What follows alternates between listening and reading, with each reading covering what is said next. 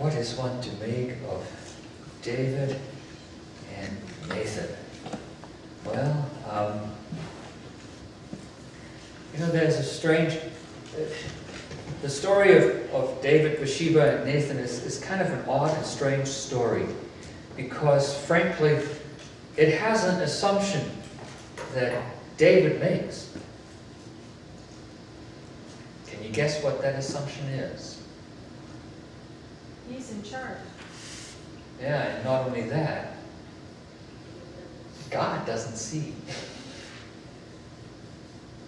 Somehow, if you're David and you're under the conviction that God sees all, knows all, hears all, discovers all, would the entire little affair with Bathsheba and Uriah and all these kind of good things actually ever have crossed your mind doing?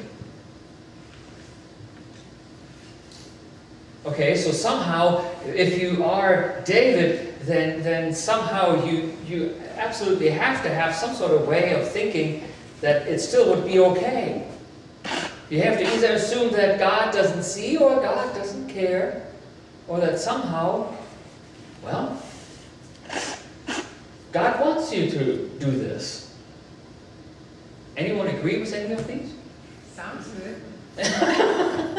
And there's the problem. You see? And there is the problem. It sounds good. But somehow, even in the heart of David, eventually it becomes obvious that this isn't true. And it might sound good that God says okie dokie was everything that I think, do, and contemplate. And it probably doesn't necessarily meet with reality, does it? All right, so when you got up this morning, how many times did you manage to correct yourself?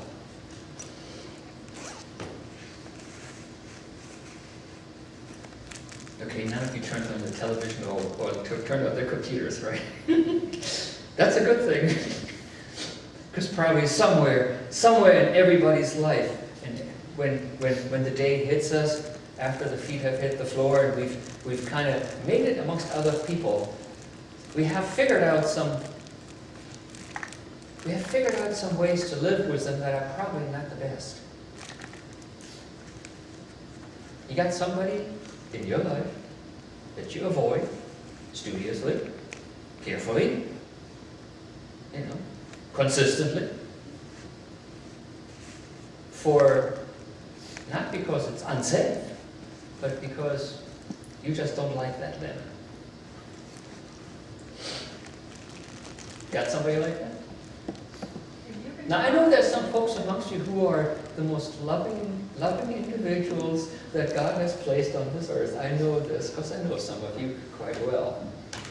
I also know that even in the most loving hearts, there are folks that there are thoughts that just don't belong.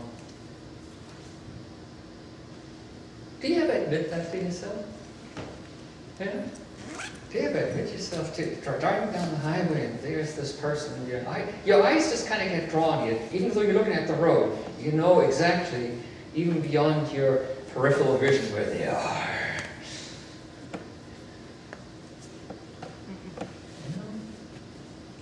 Somehow doesn't your heart every once in a while accuse you of stuff?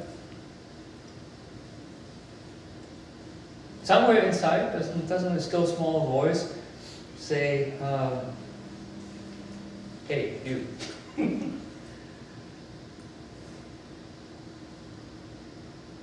Somewhere inside, doesn't the Holy Spirit still speak to you of the sin that you yourself are hiding? Somewhere within, doesn't there a small voice that also at the same time says, you know what, I enjoy that other people are sinners because I always have something to hang over their head. Somebody over there smiling. Have you ever had a fight with somebody you dearly love, whom you've had around for a long time? Okay? Honest truths. How many of their past sins have you recalled to your voice when you had that fight? This is how people who know each other for a long time fight. God, on the other hand, it seems, puts away sin and does not recall it again and again and again against you, and in the hope that you will not recall it against others, their sin. Now, if you go look at this happy Pharisee in the story of Jesus today, happy to recall the sins of the woman there, not so happy about maybe reflecting that something was forgiven him as too. Happy to not reflect on what his own spirit tells him now and again. One of those who has to be carefully guided to like Nathan does, was David, has to be guided to the idea that perhaps you also are in need of forgiveness, you Pharisee. For certainly, you did invite Jesus, but you did not welcome him. Isn't this what Jesus says to him? You invited me to your house, but every last thing that spells out hospitality, that spells out a joyous welcome, was omitted. Now the woman, on the other hand, welcomes Jesus greatly because somehow she has figured out that perhaps here is somehow the end of her guilt, and somehow here is the start of a life that doesn't have to remind even itself of the sins, because they are forgiven, put aside, and not remembered any longer. Somewhere in the book of Revelation there hides a single line here where St. John writes, and I saw the accuser of our brethren. I saw him cast out of heaven. Even Jesus says that. I saw Satan falling from the sky like lightning. You know what Satan's job is in heaven? He's not in heaven. Well, have you read the book of Job? Oh, okay. So you're supposed to tempt people to sin? Yeah, the other part is he's an accuser. He's the accuser. Always the accuser of the people. This is what he does in Job. He accuses people of being two-faced. He is the prosecuting attorney who has the dirt on everybody and rejoices in spitting it out whenever possible. This is why Jesus sees him falling. This is why John sees him cast out. Because God has decided, I've heard enough of this. I've had enough of the accusation of my people. I will remember their sins no more. I will put them away from me as high as the highest mountains are from the bottom of the sea. I will put them away, these sins of theirs, of which they carry still all the guilt. And I will forgive those sins, and I will have them carry on.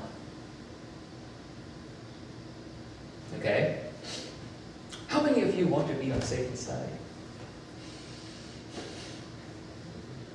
Any of you good at being prosecuting attorneys of other people? You know, this is being in the place of the Pharisee, basically. You know, this is a really sinful woman. We should stay away from her. This is a real lemon. You know, just keep her at distance. People who are truly in trouble don't get better by you staying away from them. They get better when folks somehow do things in love. Sometimes from a distance, but do things in love that allows them to be children of God, human, and objects of God's redeeming love. You got to give them at least that, at minimum that. There ain't nobody that's too far away. There is nobody who is so far away from the seat of grace that God cannot, would not, and will not reach them. Not even you. Not even you, Simon the Pharisee. There's nobody that is excluded from the gaze of God and from the wash of grace. We all are in need of it. We can only ask ourselves whether that is true. And then as we go through life and we know realize the wrong that we have done, quietly confess it, and like God, lay it aside. Remember it no more. Have faith. Walk in peace. Walk as forgiven folk. Walk as strong people